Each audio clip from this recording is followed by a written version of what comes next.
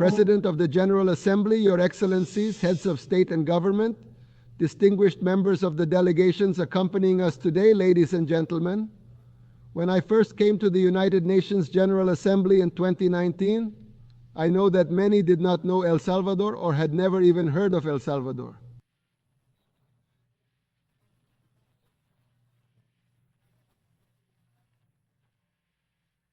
And if you had heard of it, you had bad references. Either the most violent country in the world or the country of gangs. Others did not know where it was on the map. But thankfully that has changed significantly, and in a very short time, 5 years after that first speech, I come here as president of a country that now has a voice in the world. In my previous speeches to this General Assembly, I have spoken to you about the quest for our true independence. For decades, we were shackled by the consequences of an imported civil war and then by a false peace that left more dead than the war itself.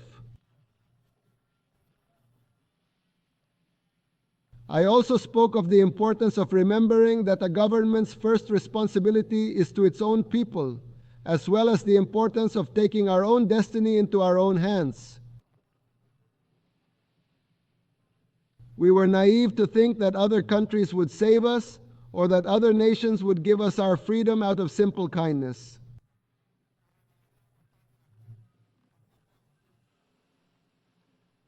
We had to understand this and then have the courage to break our chains ourselves and claim our legitimate right to be free. In the last 5 years, El Salvador has been reborn. We gave the streets of our country back to our people and established a thriving tourism industry, hosting international events, surfing, sports, entertainment. We gave thousands of Salvadorans who fled wars and poverty a country to return to. We made our nation, once the homicide capital of the world, the safest country in the entire Western Hemisphere. It was the greatest challenge our nation has ever overcome. And although we still have a long way to go and many things to achieve, we are within reach of true independence and on the road to full freedom. The transformation of El Salvador is unparalleled and our success is undeniable. Anyone can visit El Salvador and see for themselves.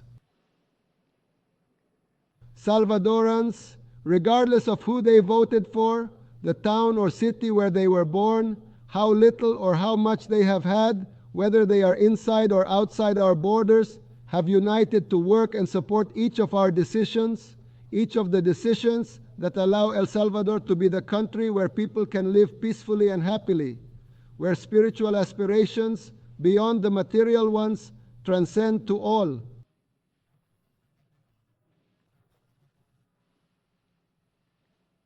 Today, the world looks at the example of El Salvador and wonders, how can a nation rise up in such a short time?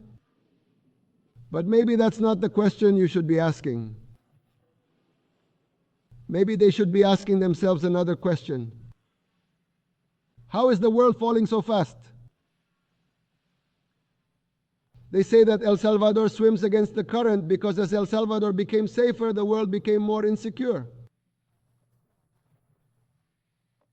While the Salvadoran people became more optimistic, most people in the modern world become increasingly pessimistic. And yes, they are right. The world has become divided, depressed, worried, hostile, and hopeless. And it has done so at unprecedented speed. Today's free world isn't free anymore. This is not an exaggeration. Tragically, we see undeniable evidence of this decline every day. New threats of wars continue. When the free world became free, it was because of its principles of freedom of speech, equality before the law, unity and respect for private property. But once a nation abandons its principles that make it free, it is only a matter of time before it loses its freedom altogether. The consequences are unfolding before our very eyes. We can see them In some so-called first world cities, stores need to secure their products behind locked glass doors to prevent theft. And I'm not even talking about expensive products, but simple things like a chocolate bar or a shaver. In other cities, the streets no longer belong to the people, but have fallen into the hands of homelessness, gangs, organized crime, and drugs. You cannot claim the title of free world if even your people are not free to walk the streets without fear of being harassed, robbed, or killed. We are also witnessing in real time the erosion of freedom of expression. Just a decade ago, the West was the bastion of free speech, and now it is being lectured by those who used to denounce it. The world's largest social media platforms were forced to censor their users at the request of their governments. Citizens of Western countries have been arrested for sharing posts on social networks. The ruling parties have attempted to ban their political opposition.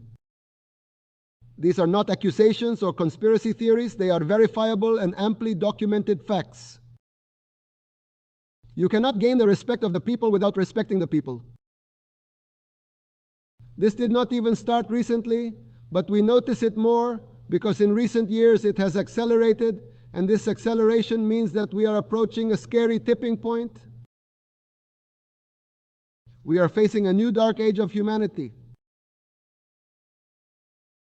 As Salvadorans, we recognize these symptoms of decadence when we see them because we have been through them all. We lived the stages of the fall of our nation one by one. And we are seeing those same stages once again, but this time on a global scale. We cannot and do not want to tell other countries what to do. Each country must make its own decisions and do what is best for its people. We can only offer a word of caution from a friend who has been through a dark time and has fought the battle of his life to get out of it. We cannot change the course of the world. El Salvador is too small a country. We are in fact the smallest country in the entire American continent. This is much bigger than us and in fact is bigger than any nation. We cannot prevent the dark times ahead. But what we can do is to become a small shelter from the approaching storm and maintain hope. In El Salvador, we do not imprison our opposition, we do not censor opinions, we do not confiscate property of those who think differently. We do not arrest people for expressing their ideas.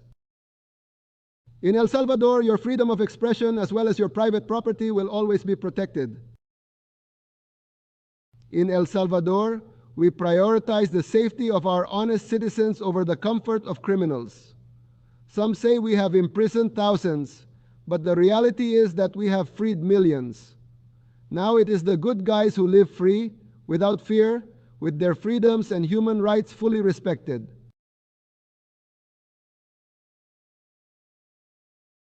We want our people to prosper. That's why we foster innovation and encourage new ideas. We understand that a safe and free space is needed for concepts to flourish. Visions should be investigated, tested, and experienced.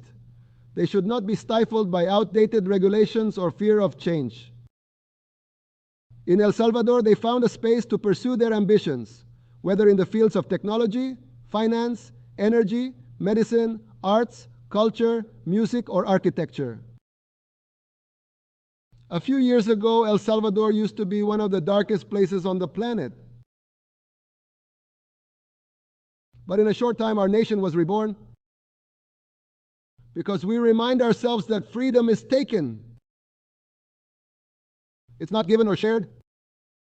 And like everything in life worth having, it needs care and maintenance. Today, El Salvador is a safe country for progress and innovation, but also for the family and for the pursuit of our individual purposes. In Nuevo El Salvador, everyone has a place.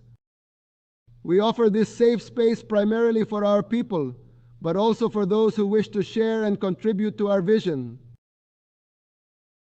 It will not be easy. In fact, the next step is perhaps more difficult than the previous one. We have liberated our country, but we must maintain that freedom, and we must do so in a world that is becoming less and less free. El Salvador has left behind its past to which we vow never to return. It may be too late to avoid the dark times facing our world today, but it is not too late to build an ark and weather the storm. May God bless humanity. Thank you very much.